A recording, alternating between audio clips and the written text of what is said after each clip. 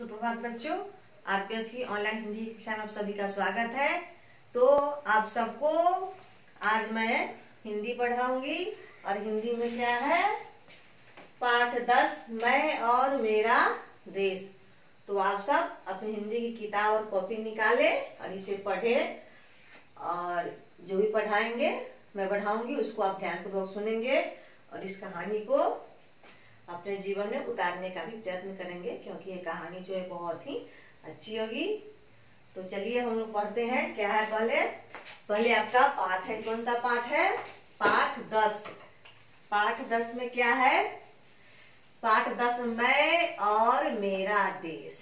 ये मैं कोई भी हो सकता है, आप हो सकते हैं, कोई भी व्यक्ति मैं और हो सकता है। मैं और मेरा देश मतलब कि एक व्यक्ति और उसका देश, उसी के बारे में इस पाठ में दिया गया है। मैं और मेरा देश यानी कि आप जो कार्य करते हैं उसका असर जो है वो आपके देश पर भी पड़ता है। तो इस पाठ में यही है। आप अपनी हिंदी की किताब को निकाले और देखें। पाठ 10 शब्दार्थ में है। पहले हम शब्दार्थ देख रहे हैं। आग्रह, आग्रह का है प्रार्थना। मुग्ध का है मोहित। आग्रह करना, हम किसी को आग्रह करते हैं, प्रार्थना करते हैं, तो वही हो गया। ये मुग्ध होना, मोहित होना यानी किसी के ऊपर मोहित हो जाना, उसी को हम कहते हैं मुग्ध होना। उसका दुर्लभ, जो आसानी से, जो चीज हमें आसानी से प्राप्त नहीं होता है उसे हम कहते हैं दुर्लभ। अपराधी का अर्थ होता है दोषी। वर्जित का अर्थ होता है रोक होना। किसी चीज को न करने के लिए कहा जाता है तो उसको कहता है कि उस चीज के लिए उसको क्या हो गया, वर्जित हो गया। प्रतिष्ठा, इज्जत। अपशब्द, गाली गलौज, जो गाली गलौज करते रहते हैं उसी को कहते हैं अपशब्द। ठेलम ठेल, धक्का मुक्की। अधिकांशतः जगह पर जब जाते हैं तो ठेलम ठेल होने लगता है, धक्का मुक्की। और विद्यालय में जब लंच की टाइम होती है तो आप लोग कैसे करते हो, वही हो गया ठेलम ठेल। विलंब, देर, देर से कोई काम करते हैं तो इसी को हम कहते हैं विलंब। अशिष्ट, बुरा आचरण, बुरा व्यवहार करना, उसी को हम कहते हैं अशिष्ट। आचरण का अर्थ हुआ बर्ताव। तो देखिए इस पाठ में क्या है, हमारे अच्छे कार्य पर ही देश का मान सम्मान निर्भर होता है। हमें ऐसा कोई भी काम नहीं करना चाहिए जिसमें देश की प्रतिष्ठा पर आ जाए। तो हम जो कार्य करते हैं उसी से हमारे देश के मान सम्मान पर क्या पड़ता है, असर होता है। तो हमें ऐसा कोई भी कार्य नहीं करना चाहिए जिससे हमारे देश की प्रतिष्ठा पर क्या हो सके, हानि, देश की प्रतिष्ठा पे हानि। इसमें कहानी है, हमारे देश भारत के महान संत स्वामी राम तीर्थ एक बार जापान पर गए।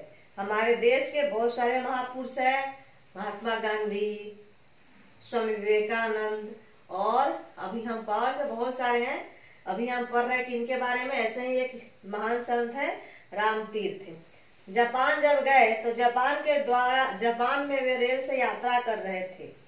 रेल से वो जापान से जा रहे थे। एक दिन उन्हें खाने के अच्छे फल नहीं मिले, और उन्हें खाने के लिए क्या हुआ, अच्छा फल नहीं मिला। उन दिनों फल ही उनका भोजन था।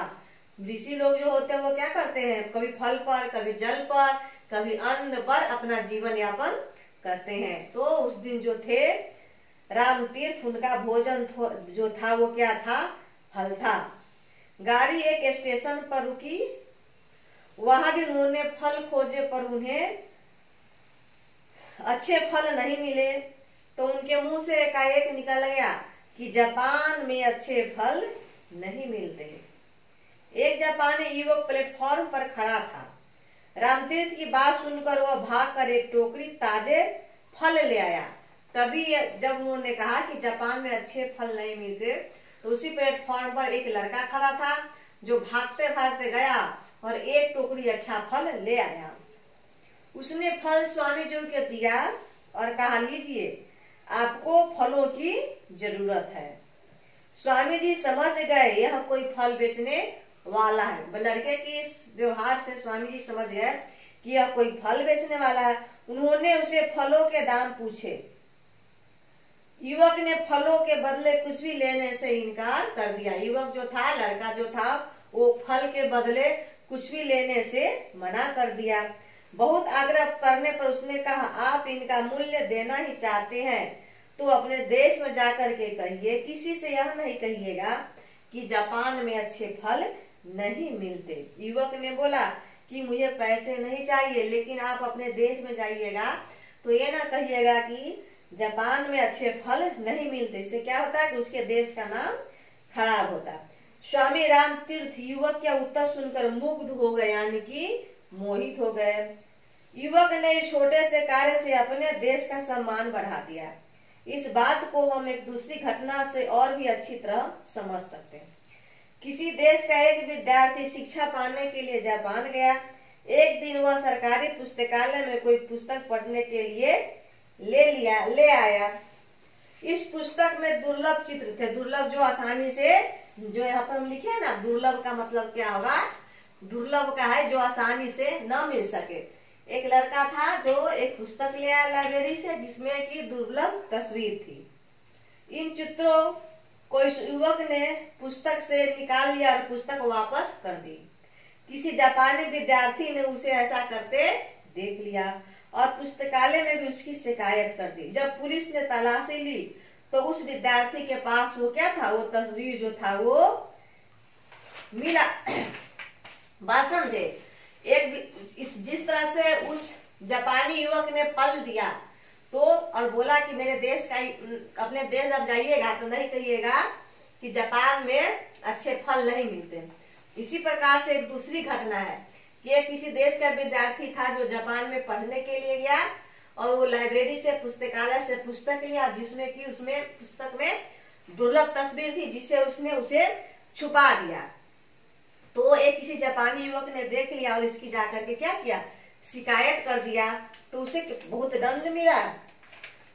अपराधी को दंड मिलना ही चाहिए। पुस्तकालय के बाहर बोर्ड पर लिख दिया गया कि पुस्तकालय में इस विद्यार्थी को प्रवेश तो वर्जित है ही, इसके देश के निवासी का भी प्रवेश वर्जित है। तो उस पुस्तकालय के ऊपर लिख दिया, उस बच्चे का नाम भी लिख दिया और वो जो लड़का जिस देश था उस देश का भी नाम उस पुस्तकालय के ऊपर लिख दिया कि उस देश के बच्चे भी उस लाइब्रेरी में, उस पुस्तकालय में पढ़ाई करने नहीं जाएंगे।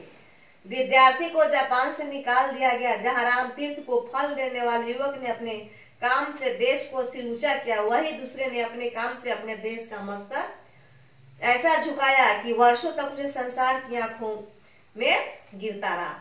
हम यह समझ ले कि अब हम कोई बुरा काम करते हैं, जब हम कोई बुरा कार्य करते हैं तो हमारे माथे पर की बुराई का टीका नहीं लगता, बल्कि देश के सिर पर भी, देश का सिर भी नीचा हो जाता है। जब हम कोई अच्छा काम करते हैं तो हमारे साथ साथ हमारे देश का सिर भी ऊंचा होता है। इसलिए हमें ऐसा कोई काम नहीं करना चाहिए जिससे देश की प्रतिष्ठा खराब हो।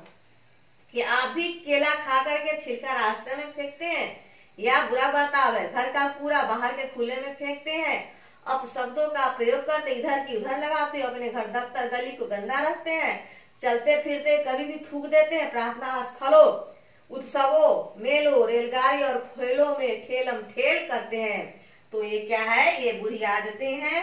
विद्यालय या कार्यक्रम स्थल पर विलंब से पहुंचते हैं और इसी तरह से अन्य अशिष्ट आचरण कर। यदि आपका उत्तर हाँ है तो आपके द्वारा देश के सम्मान को गहरी चोट पहुंच रही। यदि आपका उत्तर नहीं है तो आपके द्वारा देश का सम्मान बढ़ेगा और देश का मस्तक ऊंचा होगा।